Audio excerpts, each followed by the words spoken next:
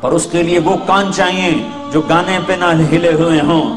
تمہاری گاڑیوں میں میوزک چلتا ہے، ٹکر لگی اور مر گئے تو کیا جواب دو گے اللہ کو؟ کس حال میں موت آئی؟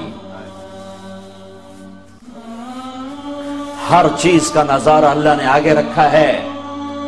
جنید جمشید مجھ سے کہنے لگا ہم جو گانا بناتے تھے ہفتہ 10 دن لگا کر، بعض اوقات پورا مہینہ ایک گانے پہ لگ جاتا تھا، وہ گانا 3.5 منٹ کا بنتا ہے، 3.5 منٹ کا ایک گانا بنتا ہے، 3.5 منٹ۔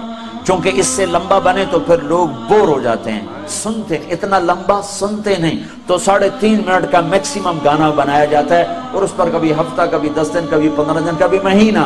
میں نے کہا پاگل دیوانے، میرا رب میرے نبی کا فرمان ہے جنت کا پہلا نغمہ جو اللہ سنائے گا وہ 70 سال لمبا ہوگا، 70 منٹ کا نہیں ہوگا، 70 سال ایک ہی دھن سنتے رہو گے، ایک ہی راگ سنتے رہو گے۔ اس راگ میں اتنی راگنیاں ہوں گی کہ 70 برس کے بعد اللہ تمہیں دوسری چیز میں لگائے گا، تم کہو گے یہ سن دے روی ایسا ہو گیا ایسا ہے۔ پر یہ وہ کان سنیں گے جو دنیا میں میوزک نہیں سنتے۔ اگر یہاں میوزک سنو گے تو وہاں کے میوزک سے اللہ تمہیں محروم کر دے گا۔ اللہ جنت کی لڑکیوں سے کہے گا آ جاؤ، پھر تمہیں کہے گا آ جاؤ جو دنیا میں میوزک نہیں سنتے تھے، یہ شرط لگائے گا آ جاؤ جو اوسلو میں گانا نہیں سنتے تھے، آج تمہارا رب تمہیں جنت کا گیت سناتا ہے۔ پھر اللہ جنت کی لڑکیوں سے کہے گا گاؤ، ادھر سے جنت ساز بنے گی اور ان کی آواز، جنت کی عورت سمندر میں تھوک ڈالے تو 7 سمندر میٹھے ہو جاتے ہیں، وہ تھوکتی نہیں ہے، عیب ہے تھوکنا، اگر تھوکے تو سمندر میٹھے ہو جائیں تو اس کا بول کیسا ہوگا؟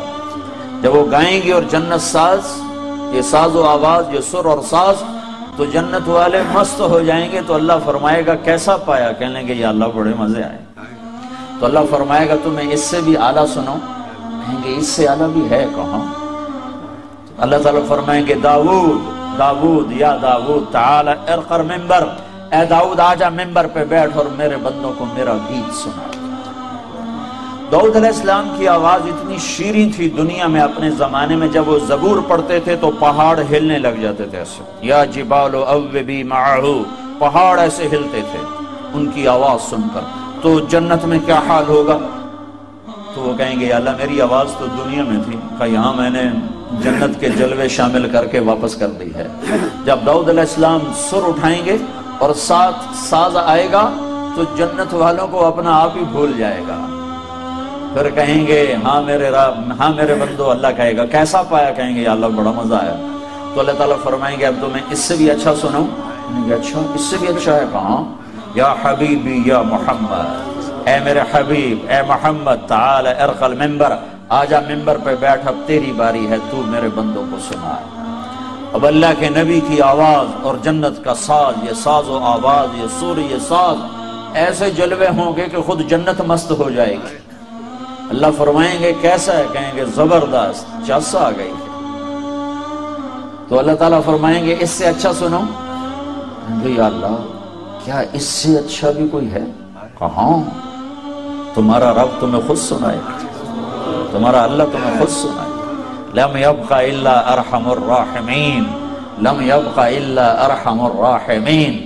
اب تمہارے ارحم الراحمین رب کی باری ہے، اب وہ تمہیں سنائے گا۔ یا رضوان، اے رضوان، جنت کا بڑا فرشتہ، ارفع الحجب بینی و بین عبادی و زواری، اے رضوان پردے ہٹا دے، آج میرے بندے اور بندیاں مجھے آنکھوں سے دیدار کریں، کانوں سے میرا کلام سنیں، آنکھیں ٹھنڈی ہوں میرے دیدار سے اور کان ٹھنڈے ہوں میرے کلام سے، تو پردے جو ہٹیں گے تو آپ خود سوچو یوسف علیہ السلام کا بنانے والا خود کیسا ہوگا، محمد مصطفیٰ صلی اللہ علیہ وسلم کا بنانے والا خود کیسا ہوگا۔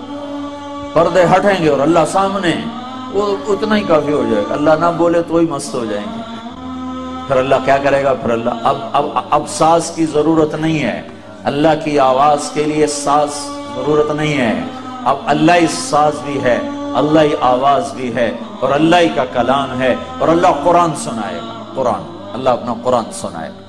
اور ایک حدیث میں آتا ہے سورہ طٰہٰ پڑھ کے سنائے، سورہ انعام پڑھ کر سنائے گا، ویسے سارا قرآن سنائے گا، اللہ سارا قرآن سنائے گا۔ تو جب اللہ کی